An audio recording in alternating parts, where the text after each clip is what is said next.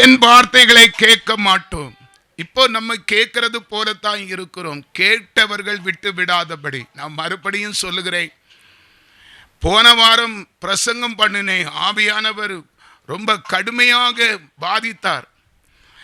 உண்மையிலே மனசாட்சிப்படி இந்த செல்லிட்ட கேட்டா தெரியும், இங்க இருக்குது. போன் வந்தா எடுக்கிறேன், போன் தேவைப்பட்டா பேசுறேன், பயப்படுறேன். வார்த்தை எல்லாருக்கும் பொருந்தும். உபதேசம் உங்களுக்கு மாத்திரமல்ல, சொல்லுகிற எனக்கு அது பொருந்தும். நான் சொல்லுகிற, நான் கேட்டு விளக்குகிற நான் கெட்டு போகாதபடி என்னை காத்துக்கொள்ள வேண்டும். நான் புதுப்பிக்கப்படுகிறேன். நான் தான் பிரசங்கிக்கிறேன். அநேக தேவன் என்னோடு பேசுகிற வார்த்தையினாலே நான் புதுப்பிக்கப்பட்டு வருகிறேன். புதிதான மனிதனை உள்ளத்திலே தரித்து கொண்டு வருகிறேன். பிரியமானவர்களை, பகிரங்கமா சொல்லுகிறேன்.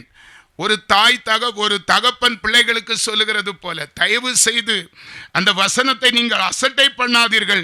என் வார்த்தைகளை கேட்க மாட்டோம் என்று மறுத்து தங்கள் இருதயத்தின் கடினத்தின்படி நடந்து, அந்நிய தேவர்கள் இதான் நமக்கு அந்நிய தேவன். நம்ம சொல்லுவோம், இவர் யாரையோ சொல்றாரு, நம்ம என்ன வேற பெரிய பிசாசுகிட்டே அங்க போய் தோபகரணம் படும், அப்படி தப்பா நமக்கு இதான் அந்நியம். எச்சரிப்போடு சொல்லுகிறேன், இன்னைக்கும் சொல்லுகிறேன், தாழ்மையாய் சொல்லுகிறேன், தாழ்த்தி சொல்லுகிறேன், எனக்கு தெரிஞ்சதை சொல்லுகிறேன். நமக்கு இப்போது இருக்கிற சூழ்நிலையிலே அந்நிய வல்லமை இதுதான். வேற தெய்வத்திட்ட போய் தொட்டு கும்பிடுறது சொல்லல. இதைத்தான் ஆண்டவர் சூசகமா சொல்லுகிறார். இதுதான் மனுஷனுடைய ஆத்துமாவை கெட்டு போக செய்யும், இடறி விழ செய்யும், தடுமாற செய்யும்.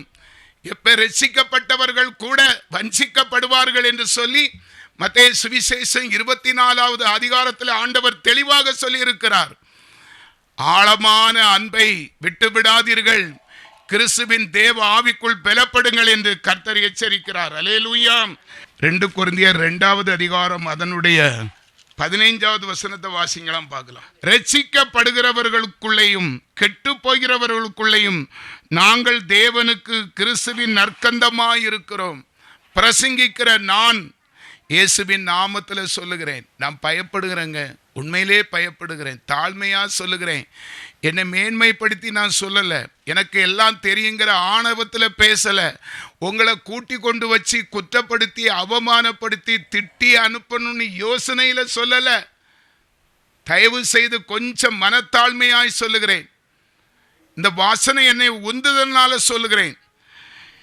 ரட்சிக்கப்படுகிறவர்களுக்குள்ளேயும் கெட்டு போகிறவர்களுக்குள்ளேயும் நாங்கள் தேவனுக்குள் கிறிஸ்துவின் நற்கந்தமாய் இருக்கிறோம். 16வது வசனம், கெட்டு போகிறவர்களுக்குள்ளே மரணத்துக்கு ஏதுவான வாசனையாகவும் ரட்சிக்கப்படுகிறவர்களுக்குள்ளே ஜீவனுக்கு ஏதுவான ஜீவ வாசனையாகவும் இருக்கிறோம். இவைகளை நடப்பிக்கிறதற்கு எவன் தகுதியானவன்? கெட்டு போகிறவர்களுக்குள்ளதான் இந்த வசனம் உள்ள ஏறாது, ஏறவே ஏறாது. எவ்வளவு பட்டாலும் அது அப்படிதான். நீ பேசிக்கிட்டே இரு, நாங்க போய்கிட்டே இருக்கோம், ஏதோ எங்களுக்கு ஆகாத நேரம் வாண்ட வந்து இருக்கிறோம் அப்படின்னு ஒரு சிந்தனையில தான் மனுஷன் இருப்பான். அல்லேலூயா. வேதம் சொல்லு, கெட்டு போகிறவர்களுக்குள்ளே மரணத்துக்கு ஏதுவான மரணவாசையாகும். ரட்சிக்கப்படுறவர்களுக்கு, ஓஹோ இவர் பேசுறது உண்மைதானே, நாம தானே அப்படி இருக்கிறோம், நம்ம கிறிஸ்துவுக்குள்ளே இல்லையே, நம்முடைய குணத்தில் செய்கையில் நம்முடைய வாழ்க்கையில் பரிசுத்தத்தில் உண்மை இல்லையே, தடுமாறணுமே, அந்த காரியத்தில் விழுந்தமே இந்த காரியத்தில் விழுந்தமே, கர்த்தர் நமக்குத்தான் பேசுகிறார். இதுதான் ஜீவனுக்குரிய வாசனை, வளர்ச்சிக்குடைய மேன்மை. ஆகா, இனி இதுல இருந்து நம்ம தப்பிக்கணும். இனி அந்த மாதிரி ஒரு சம்பாஷணைக்கு நம்முடைய உள்ளத்தை பறி கொடுக்க கூடாது, இந்த காரியத்தை நம்ம செயல்படக்கூடாது என்கிற ஜீவனுக்கு ஏதுவான வாசனையாக அதை ஆக்கி கொள்ள முடியும். பிரியமானவர்களை, மரணத்துக்கு ஏதுவாய் கெட்டு போகிறவர்களுக்கு அது மரண வாசனையாக தான் இருக்கும். கடைசி வரை அவங்க குணப்படவே மாட்டாங்க. அல்லேலூயா சொல்லுங்க. இனி 2 கொரிந்தியர் 4வது அதிகாரம் அதனுடைய 3வது வசனத்தை நான் வாசிக்கிறேன், கவனிங்க. எங்கள் சுவிசேஷம் மறைப்பொருளாய் இருந்தால் கெட்டு போகிறவர்களுக்கு அது மறைப்பொருளாய் இருக்கும். இது பேசுகிறது வெளியரங்கமான வார்த்தை, ஜீவன் உள்ள தேவனுடைய வார்த்தையை அப்படியே எடுத்து பேசுகிறேன். இது மறைப்பொருளா மறைச்சு பேசுகிற கிடையாது.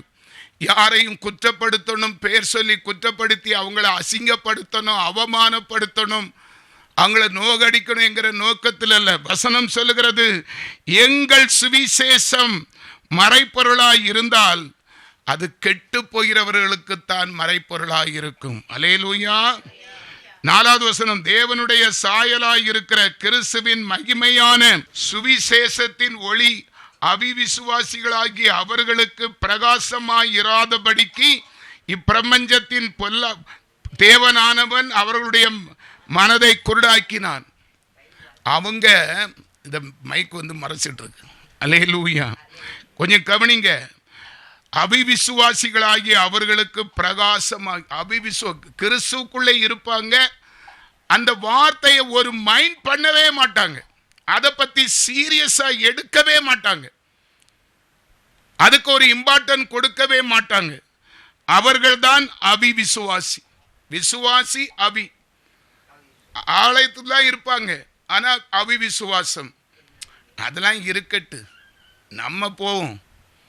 வருவாங்க, கீ கொடுத்த பொம்மை போல வந்து உட்காருவாங்க, செய்தியை கேட்பாங்க, வசனத்தை கேட்பாங்க, அந்த வசனத்துக்கு ஒரு ரெஸ்பான்ஸே கொடுக்க மாட்டாங்க. அவர்கள் எப்படிப்பட்ட அவர்களாகிய அவிவிசுவாசிகளாகிய அவர்களுக்கு பிரகாசமாய் இராதபடிக்கு பிரபஞ்சத்தின் தேவனானவன் அவர்களுடைய மனக்கண்களை குருடாக்கி வச்சிருக்கிறார். இருதயமாகிய மனக்கண்கள். அல்லேலூயா. நீ சும்மா போ, உனக்கு ஒரு குறையும் இல்லைல்ல, இப்படியே மெயின்டெனன்ஸ் பண்ணு, பிசாசு சொல்லுவான். நாளைக்கு அந்த மரம் உள்ளெல்லாம் அரிச்சு பொக்கா போய் டபக்குனி முறிஞ்சு விழுந்துருவோங்கிற நினைப்பு வைக்க மாட்டான். ஐயோ நமக்கு காலம், நாளான் நடுங்கிறேன், கர்த்தாவே ரட்சிக்கிறதுக்கு முன்னால பாவம் செய்தேன், இப்ப நான் ரட்சிக்கப்பட்டிருக்கேன்னு சொல்லுகிறேன், சாட்சி சொல்லுகிறேன். என்னுடைய சாட்சி உறுதியா இருக்கணும். நான் எங்கேயா தப்பு செய்ய தூக்கி ஆஸ்பத்திரியில் போட்டுருவாரு. இந்த பயம் அப்படியே ரிப்பீட் ஆகிக்கொண்டே இருக்கும். என்னைக்குனாலும் எனக்கு ஆபத்து வரலாம். அதனால என் ஆத்துமாவை தப்பித்துக் கொள்ள என்னாலும் எப்போதும் எவ்வேளையும் எக்காலமும் அவருடைய சமூகத்தில் அழுது அழுது அழுது கெஞ்சும் போது பிசாசு கை வைக்க விடமாட்டார், கையை முறிச்சிருவார். பாரு அவன் எங்க விழுந்து கிடக்கா, நீ யாரை போய் சுரண்டான்னு சொல்லி. சகரியா 3வது அதிகாரம் நம்ம வாசிக்கிறோமா இல்லையா? 3:1 யோசுவாவை குறித்து யாருகிட்ட போய் நோன்றான்னு சொல்லி, அவன் அக்கினியினால் ரட்சிக்கப்பட்ட பிள்ளை அல்லவா, கர்த்தர் தடை செய்து விடுவார். அதான் சொல்லணும். அந்த பரிசுத்த ஆவியானவர் உள்ளே இருந்து எழுப்பும் போது தேவ சமூகத்திலே நம்முடைய ஆவி ஆத்துமா சிந்தை அப்படியே இருக்கும்போது எந்த ஒரு பிசாசாலும் நம்முடைய ஆத்துமாவையோ சரீரத்தையோ நமக்கு உடையவர்களையோ பிள்ளைகளையோ உடைமைகளையோ சொத்தையோ சுகத்தையோ ஆஸ்தியோ அந்தஸ்தையோ தொட ஆண்டவர் அனுமதிக்க மாட்டாருங்க. ஈஸியான ஒரு மார்க்கங்க. தயவு செய்து அன்பானவர்களே, எத்தனை பேருக்கு இந்த வார்த்தை பிடிக்கிறது? இன்னைக்கும் இந்த வார்த்தை எனக்கு தேனிலும் இனிமையாக இருக்கிறது. நான் இன்னும் பலப்படுவேன். என் ஆண்டவர்கிட்ட சொல்லிக்கிட்டே என் உள்ளம் சொல்லுகிறது, என்னை அதிகமாய் பலப்படுத்துங்கப்பா, அதிகமாக என்னை ஆவிக்குள்ளாக்குங்க. அல்லேலூயா. என்னுடைய சுவிசேஷம் கெட்டு போறவர்களுக்கு அல்ல, நல்லவர்களுக்காய் இருக்கும்படி. இன்னொரு வார்த்தை வருகிறது உள்ளத்திலே. 1 கொரிந்தியர் 1வது அதிகாரம் 18வது வசனம், சிலுவை பற்றின உபதேசம் கெட்டு போகிறவர்களுக்கு பைத்தியமாயும் ரட்சிக்கப்படுகிறவர்களுக்கு அது தேவ பலனமாயிருக்கிறது. ஒரு அல்லேலூயா சொல்லுங்க. சிலுவை பற்றின உபதேசம் கெட்டு போறவர்களுக்கு, கெட்டு போனவர்கள் என்கிற தலைப்பிலே ஆண்டவர் பேசிக் கொண்டிருக்கிறார். எனக்கு அன்பானவர்களே, அல்லேலூயா, கொஞ்சம் கவனிங்க. நான் ரட்சிக்கப்படுவதற்கு என்னுடைய சகோதரி, என் சொந்த சகோதரி, என் கூட பிறப்பு, எத்தனையோ நாட்கள், வருஷங்கள், மாதங்கள் என்னிடத்தில் அன்பாய் சொன்னார்கள், தம்பி ஆண்டவரை ஏற்றுக்கொள், தேவனை ஏற்றுக்கொள், இப்போது இருக்கிற சுக வாழ்வை எண்ணாதே. அன்னைக்கு பெரிய மப்பு, மகள் டாக்டர் ஆயிட்டா, MBBS டாக்டர், அவன் சுதன் நல்லா படிக்கிறான், நல்ல பெரியவனா வந்துட்டான், வருமானம் எல்லாம் நல்லா போயிட்டே இருக்கு. மனசு கேட்குமா? சிலுவை பற்றின உபதேசம் கெட்டு போகிறவனுக்கு பைத்தியம். உபதேசம் சொல்லுகிற என்னுடைய சகோதரியை பைத்தியம் என்று சொன்னேன். பிரியமானவர்களே, நீங்க ஒருவேளை மனசுல இருக்கலாம், கிறுக்க மாதிரி சொன்னதே சொல்லிட்டு இருக்கலாம். அது நீங்க கெட்டு போறவங்களுக்கு தான் அப்படி தோணும். அல்லேலூயா. இவனுக்கு நல்ல வார்த்தையே வராதா? அது கெட்டு போறவங்களுக்கு தான் வரும். சத்தியத்தை தான் நம்ம அறியணும். சத்தியம்தான் நம்மளை விடுதலை ஆக்கும். அன்னைக்கு என் சகோதரி சொன்ன வார்த்தையை கேட்டு, நீ பைத்தியம் போ அந்த பக்கம். அப்ப நான் கெட்டு போற லிஸ்ட்ல இருந்தேன். கெட்டு போயிட்டேன். சொற்ப நாளைக்குள்ளே அருமையான என்னுடைய ஒரே மகன், ஆண்மகன் சுதனை இழந்து தவித்தேன், துடித்தேன், அலறினேன். கெட்டு போச்சு. கெட்டு போறதுக்கு முன்னால, அது பொருள் குப்பைக்கு போறதுக்கு முன்னால உன் ஆத்துமாவை பத்திரப்படுத்தி பாதுகாத்து அது விலையேற பெற்ற மாணிக்கமாய் இருக்கிறதை தயவு செய்து உறுதிப்படுத்தி கொள்ளுங்கள் பிரியமானவர்களே. அல்லேலூயா சொல்லுங்க. கடைசியாக ஒரு 3 வசனம். 2 பேதுரு 3வது அதிகாரம் 9வது வசனம் நான் வாசிக்கிறேன், கவனிங்க. தாமதிக்கிறார் என்று சிலர் எண்ணுகிறபடி கர்த்தர் தமது வாக்குத்தத்தத்தை குறித்து தாமதமாயிராமல் ஒருவரும் கெட்டு போகாமல் எல்லாரும் மனம் திரும்ப வேண்டும் என்று விரும்பி நம்மேல் நீடிய பொறுமையாயிருக்கிறார். ஒரு அல்லேலூயா சொல்லுங்க.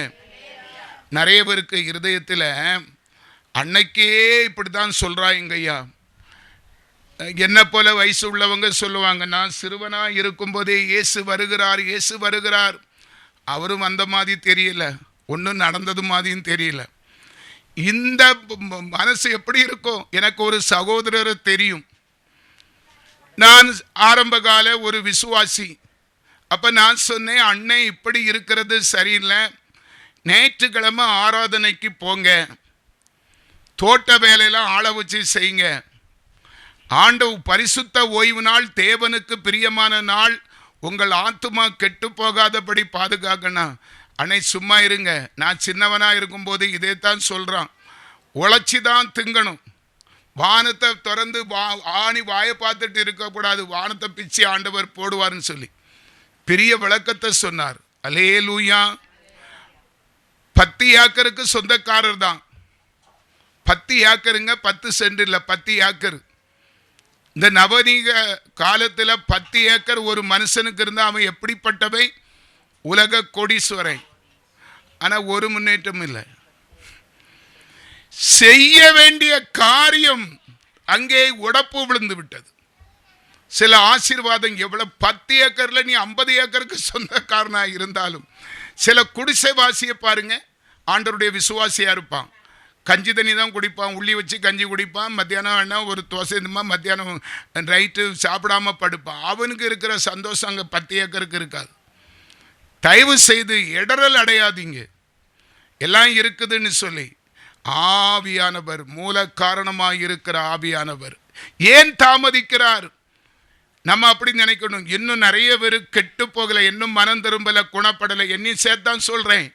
நானும் ஆண்டவர் சொல்லுவேன், நான் இன்னும் என்ன நம்பலை ஆண்டவரை, இன்னும் கொஞ்ச நாள் தாமதின்னு தான் சொல்லுவேன். எனக்கு வேண்டி என்னுடைய ஆத்துமா இன்னும் பலப்படணும், அந்த உச்சத்தை நான் அடையணும். தேவன் என்னோடு நேரடியாக வந்து நின்று, நாராயண வடிவு நீ பூரண ரட்சிப்பில் இருக்கிறான்னு சொல்லணும். அப்படின்னு ஒரு ஆசை இருக்குது. பயம், தேவனுக்கு பயப்படுகிற பயம், அது ஆசீர்வாதத்தின் உச்சம். தேவனுக்கு பயப்படுகிறவர்கள் இவ்விதமாய் ஆசீர்வதிக்கப்படுவார்கள். அந்த பயம் நம்முடைய இரத்தத்தோடு இருக்கணும். ஆண்டவரே, இன்னும் நான் சரிப்பட்டுட்டேனப்பா, இன்னும் ஏதாவது குறை இருக்காப்பா, ஏதாவது செய்யணும், தேடு, பாரு, ஆண்டவருக்கு சந்தோஷப்படுத்து, அவரை குசிப்படுத்து, அவர் இரக்கத்தை பெற்றுக்கொள். இதுதான் விடாமுயற்சி. விடாமுயற்சி. எல்லாம் செய்துட்டேன், எல்லாம் முடிச்சுட்டேன்னு சொல்லி இருக்கிறது இல்லை. அல்லேலூயா சொல்லுங்க. அல்லேலூயா. யோவான் சுவிசேஷம் 3வது அதிகாரம் 15வது வசனத்தை நான் வாசிக்கிறேன், கொஞ்சம் கவனிங்க. தன்னை விசுவாசிக்கிறவன் எவனோ அவன் கெட்டு போகாமல் நித்திய ஜீவனை அடையும்படிக்கு உயர்த்தப்பட வேண்டும். ஆண்டவருடைய எண்ணம் ஏக்கமெல்லாம் என்ன தெரியுமா? நம்ம நேசிக்கிற, நம்மை ஆராதிக்கிற, நம்ம சேவிக்கிற, நம்ம நம்புகிற அன்பு தேவனுடைய எண்ணமெல்லாம், அருமையானவர்களே, அன்பானவர்களே, இயேசுவின் நாமத்திலே தரிசனமா சொல்றேன், இந்த இடத்துல ஆராதிக்க வந்திருக்கிற நம்முடைய எல்லாருடைய ஆத்துமாவும் கெட்டு போகாமல் பாதுகாப்பது தான் ஆண்டவருக்கு ஆசையா இருக்கிறது என்று இந்த வேதத்தின் அடிப்படையிலே சொல்லுகிறார். தன்னை விசுவாசிக்கிறவன் எவனோ அவன் கெட்டு போகாமல் நித்திய ஜீவனை அடையும்படிக்கு உயர்த்தப்பட வேண்டும். தேவன் தம்முடைய ஒரே பேரான குமாரனை விசுவாசிக்கிறவன் எவனோ அவன் கெட்டு போகாமல் நித்திய ஜீவனை அடையும்படிக்கு அவரை தந்தருளி இவ்வளவாய் உலகத்திலே அன்பு கூர்ந்தார். ஒரு அல்லேலூயா சொல்லுங்க. நம்ம கெட்டு போக கூடாது என்கிற ஒரே தன்மையில தான் நான் அந்த ஆராதனை வேளையில் அன்பு சொன்னேன். இப்படியாக பிதா குமாரனை அனுப்பினார், குமாரனும் நம்பி வந்தார். நம்ம கெட்டு போகாதபடி தானே அவ்வளவு ஆக்கினையும் உயிரோட வச்சு அவரை கொலை செய்தார்கள். கொன்னு சித்திரவதை அணு அணுவா ஒரேடியா தலையை வெட்டி போட்டிருந்தாலும் பரவாயில்லை, யோவானை போல அணு அணு அணு அணு அணுவா கொன்னார்கள். அடிச்சு துவச்சி ஏர் வைத்து உழுதது போல முதுகெல்லாம் சாட்டையால் அடிச்சு ஒவ்வொரு அடிக்க எப்படி துடிச்சிருப்பார். கொஞ்சம் கொஞ்சமாய் சித்திரவதை பண்ணி சாகடிக்கப்பட்டார். நம்முடைய ரட்சிப்புக்காக கெட்டு போகக்கூடாது.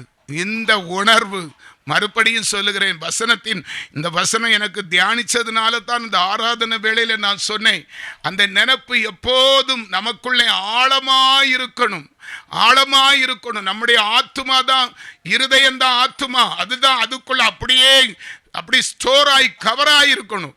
நம்ம செத்தாலும் இந்த ஆத்துமா அழியாது. பிரியமானவர்களே, கர்த்தர் சொல்லுகிறார், தேவன் தம்முடைய ஒரே பேரான குமாரனை விசுவாசிக்கிறவன் எவனோ அவன் கெட்டு போகாமல் நித்திய ஜீவனை அடையும்படிக்கு அவரை இவ்வளவு அன்பு கூர்ந்தார்.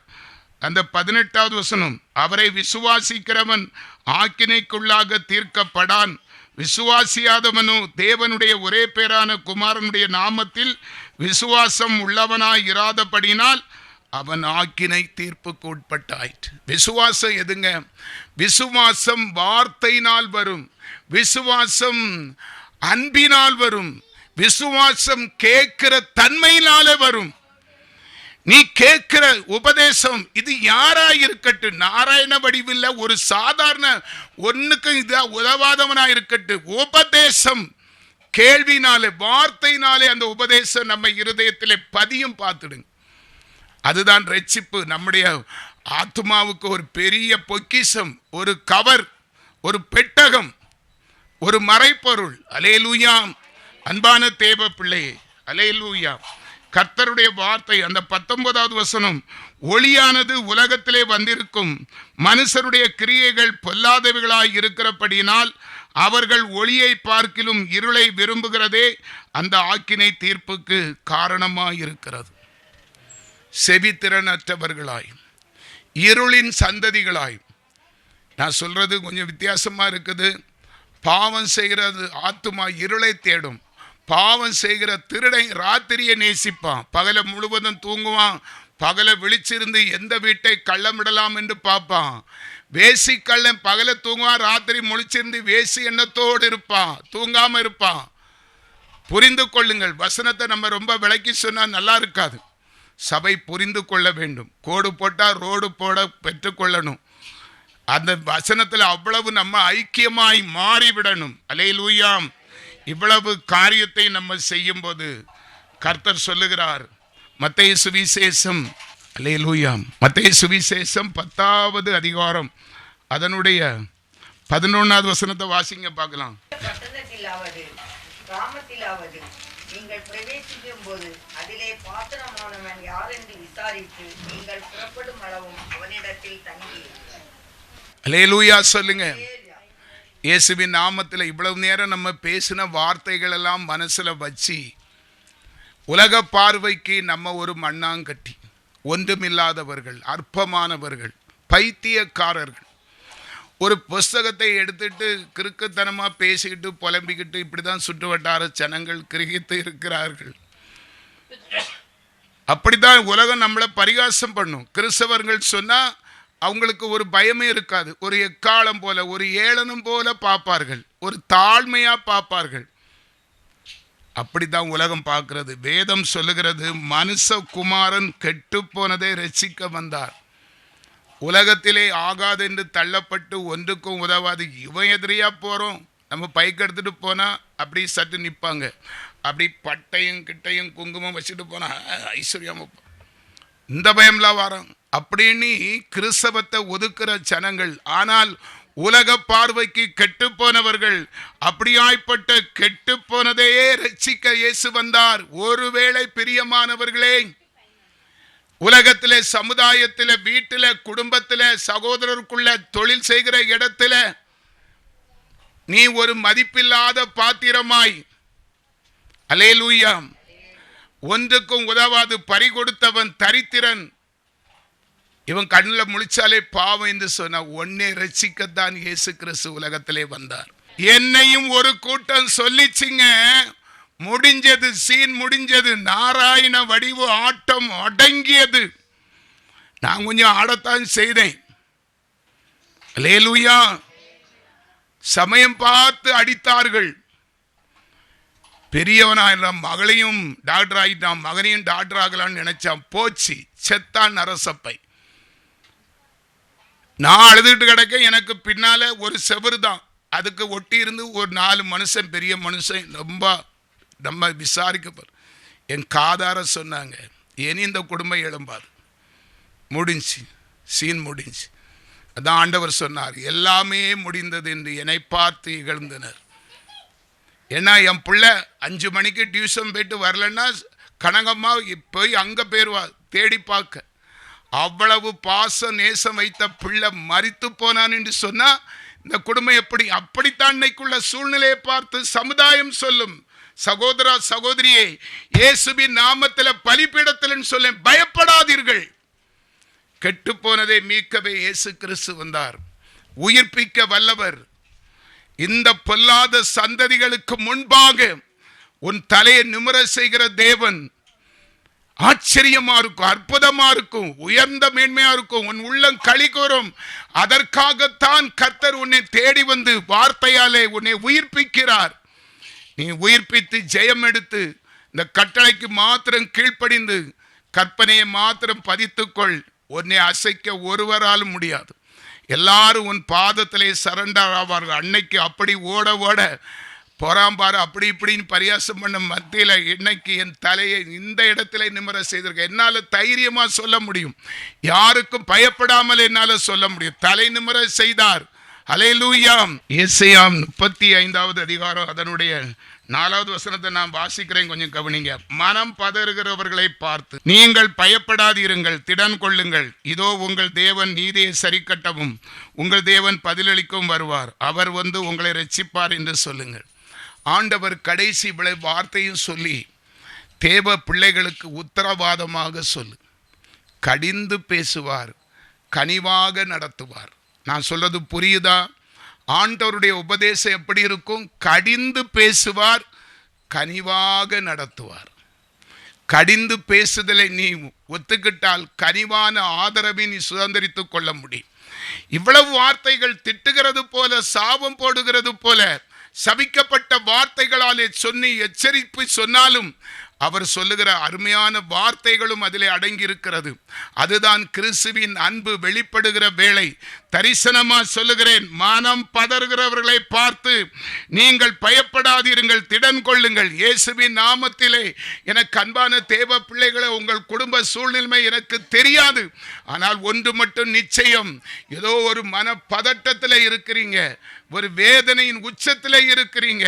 ஐயோ, நம்முடைய நாட்கள் அப்படி கடந்து போய்கொண்டே இருக்கிறது, என்னுடைய சந்ததி எப்படி இருக்குமோ தெரியாதே, என் நாட்களுக்கு பிறகு என்னுடைய தலைமுறைகள் எப்படி இருப்பார்களை நான் அறிய முடியலே என்கிற பதட்டத்தோடு இருக்கிறீங்களா? கர்த்தர் சொல்லுகிறார், உங்கள் தேவன் நீதியை சரிக்கட்டவும் உங்கள் தேவன் பதிலளிக்கவும் வருவார்.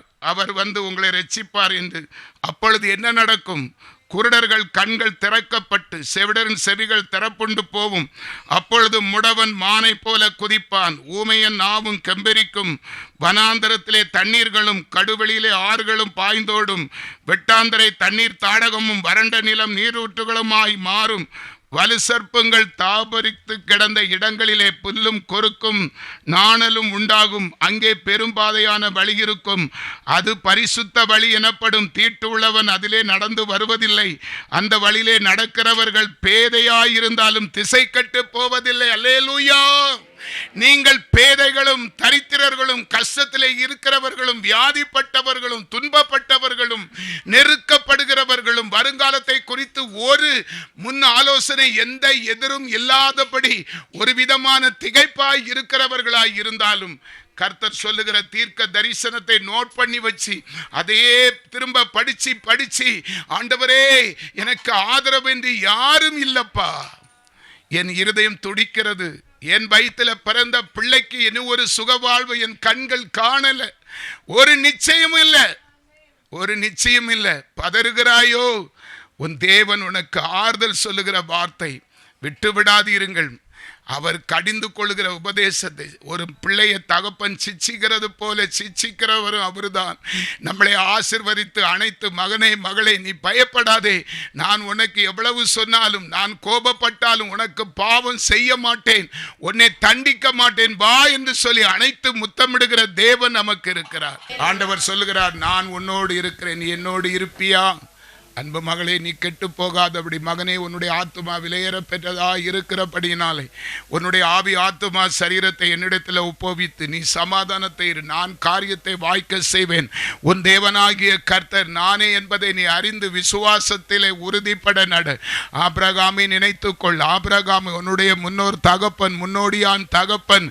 என்னுடைய வேதத்தில் எழுதி வைத்திருக்கிற உன்னுடைய முன்னோடி தகப்பன் ஆகிய ஆபிரகாமுக்கு நான் செய்ததை நினைவிலே வைத்து என்னை விசுவாசித்தால் மகிமையை காண்பாய். அல்லேலூயா. கர்த்தருடைய ஆவியானவரே, அல்லேலூயா. எல்லாரும் வலது கரத்தை தூக்குவோமா? ஆண்டவரே, நாங்கள் விசுவாசிக்கிறப்பா, உம்முடைய சமூகத்திலே எச்சரிப்பின் வார்த்தையை தொடர்ந்து எங்களோடு பேசிக்கொண்டு இருக்கிறீர். ஆண்டவரே, உம்முடைய வார்த்தை சத்தியம் நிறைந்த, ஜீவன் நிறைந்த, உண்மை உள்ள, சத்துவம் உள்ள வார்த்தையாய் இருக்கிறபடினாலே ஆண்டவரே, எங்கள் விலையேற பெற்ற அழகுள்ள ஆத்துமாவே, நாங்கள் கெட்டு போக இடம் கொடாதபடி அதை பத்திரமாய் பாதுகாத்து கொள்ள பெட்டகமாய் இருக்கிற பரிசுத்த ஆவியானவரை நாடி தேடி வாஞ்சித்து வருகிறோம். அதை நாங்கள் குறித்து அதை பெற்றுக்கொள்ள அசட்டையாய் இருந்தால் எங்களை மன்னித்து ஒரு உயிர்த்தெழுதல் வல்லமை முதலாவது எங்கள் இருதயத்திலே இருந்து புறப்படட்டும். ஆண்டவரே, உலகத்திலே உயிர்த்தெழுதலை காண முதலாவது நாங்கள் எங்களுக்குள் உயிர்த்தெழுதலை காண வேண்டும். பரிசுத்த ஆவியானவருடைய உயிர்த்தெழுத வல்லமை, ஓ ஜீசஸ், எல்லாரையும் ஆளுகை செய்யும் அப்பா.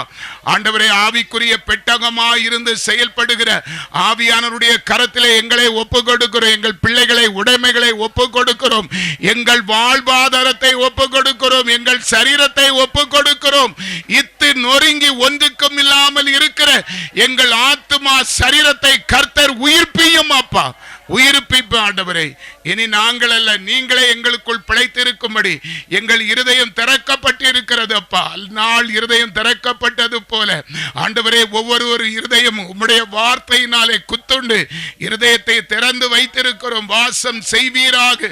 வரக்கூடிய நாட்களிலே ஆவிக்குரிய தன்மையை எல்லாரும் பெற்று ஆவியோடும் உண்மையோடும் தொழுது கொண்டு ஆவிக்குரிய ஜீவிதத்திலும் பூலோக ஆசீர்வாதத்திலும் இரட்டிப்பான நன்மையை கொண்டு நாங்கள் ஜீவன் உள்ள தேவனுக்கு ஜீவன் உள்ள சாட்சி உடையவர்களாய் சகல ஜாதி ஜனங்கள் மத்தியிலே நாங்களும் எங்கள் பிள்ளைகளையும் அவர்கள் காணும் போது இவர்கள் உயிரோடு இருக்கிற தேவனுடைய பிள்ளைகள், இவர்கள் கர்த்தரால் ஆசீர்வதிக்கப்பட்டவர்கள் என்று சொல்லி அப்பா உம்முடைய நாம மகிமைப்படும்படி எங்களுக்குள்ள எங்கள் பிள்ளைகளுக்குள்ள தேவ கிரியை வெளிப்படும்படி கர்த்தர் அப்படியே செய்து நம்மை ஆசீர்வதிப்பதற்காக கரங்களை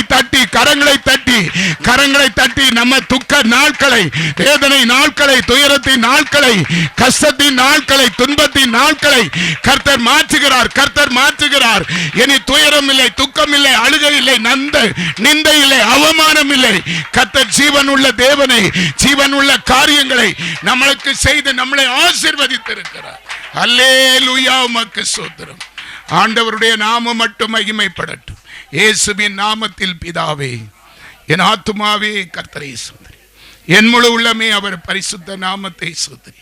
என் ஆத்துமாவே கர்த்தரை ஸ்தோத்திரி, அவர் செய்த சகல உபகாரங்களையும்